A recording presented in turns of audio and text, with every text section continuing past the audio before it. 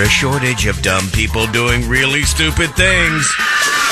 Welcome to another edition of Idiotology with Lynch and Taco. 1011 WJRR. Bunch of freaking idiots. All right, this hour is brought to you by what we're going to get a jump on college football this weekend. Tomorrow evening, 6:30 to 8:30, I will be at the American Social right there on Sand Lake, just off of I-4 for Florida State and Virginia.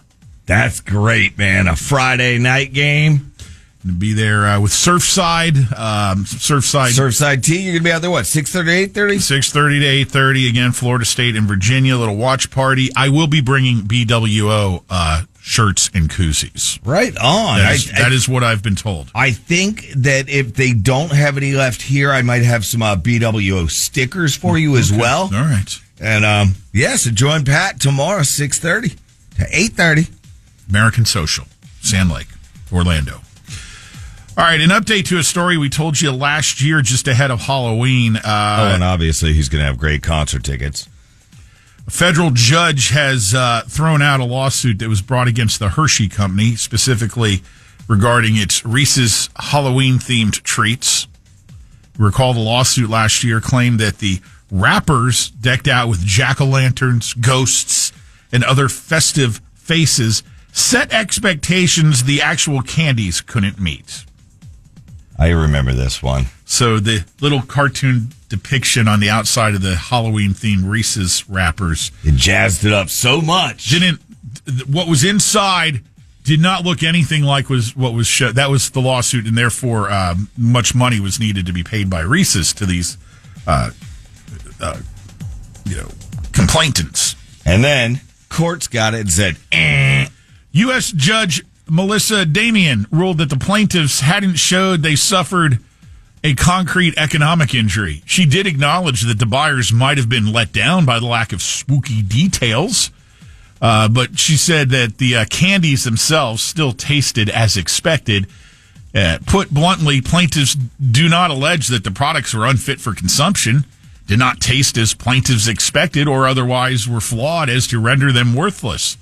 Plaintiffs' allegations as to why they have allegedly been deprived of the benefit of their bargain all boil down to their subjective, personal expectations of how the products would or should have looked when unpackaged. It's so beautiful this was thrown out for the BS it is. It would be even better if it was kids that got these during Halloween, got them for free, and the parents go, these do not taste like they should look.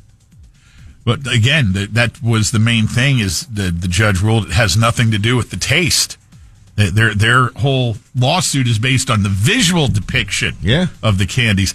It's not over yet. The legal team that brought this lawsuit is pledging to now move it to class action status, seeking at least $5 million in damages. They should be ashamed.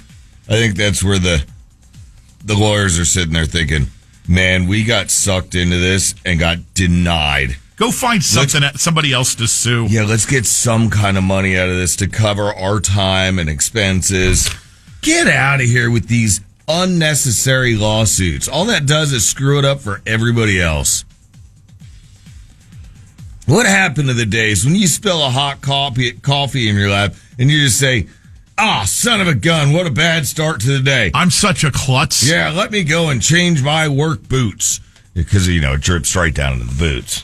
I just didn't want to say slacks. Never mind my seared junk. Yeah. I'll just put some ointment on them balls. Ointment. That'll be fine. I ain't a pussy.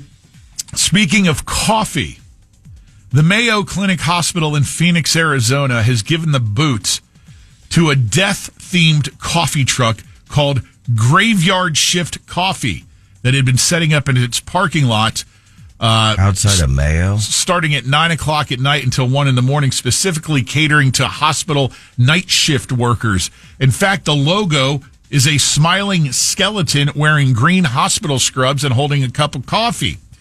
On their social media, Graveyard Shift Coffee said, due to our logo and name, we are no longer allowed to serve coffee effective immediately. Good. Dude, myself and probably many people listening have had a friend or relative in the Mayo Clinic. Unfortunately, it's hated. It's great what all those people that work there do. The last thing you want to see is some death truck out front. The menu includes drinks like the Bloody Eye with chocolate and strawberry, the Formaldehyde with lavender and honey, and Murder Spice with honey and cinnamon. Graveyard Shift Coffee. They should be ashamed that they were even out in front of the place. I have to ask Yeah. Graveyard Shift Coffee folks. Is a hospital the only place where people work graveyard shift? You couldn't go I don't know, outside a morgue? anywhere where people work around the clock. Yeah. Yeah. Dude, that is just pathetic. Yeah, it's kind of morbid. My father-in-law was in the Mayo Clinic about a year ago, give or take, and it was a really unfortunate situation. And these dickheads, man. Let me see. Are they going to try to sue? No. They said they'll just go elsewhere. Yeah, good. Go outside of a cemetery. Yeah, that would go over great too, wouldn't it? You pieces of garbage. Get a different themed coffee. 2 people had to seek medical attention in San Rafael, California, following a vicious squirrel attack. Actually, squirrel attacks plural. They came out of nowhere and left the whole neighborhood looking behind their backs and above their heads for these vicious squirrels. Clomped onto my leg and was just hanging on. His tail was flying up here, and I was like, get off me, and I kind of didn't want to touch it. The squirrel went to the floor and from the floor tried to jump to my face. You know how them squirrels are, man. Trying to get a nut. You led me right to where I was going with this. I'm trying to think back to all the times I've seen squirrels, which is every day. Yeah. I almost ran over 2 yesterday. Have you ever once been fearful of a squirrel that you've encountered? Even the big, I think they're called fox squirrels. You know the ones that are like 2.5 foot long? Yeah. Even them sons of bitches, I'm like, you got nothing on my golf ball. Don't get near it. Because they're usually out at the some old school golf course towards the airport. I can't think of it. But anyway, they have those fox squirrels out there, Pat, and they'd run at your ball, or you'd hit a ball towards them. You're still not afraid of them. Look. I did hear you slip that in earlier. I was wondering if you would bring the human beatbox up again with that. Okay. That's a squirrel sound. Not to be confused with the OG human beatbox sound effects of hamster noises. Oh, yeah. Lynch and Taco.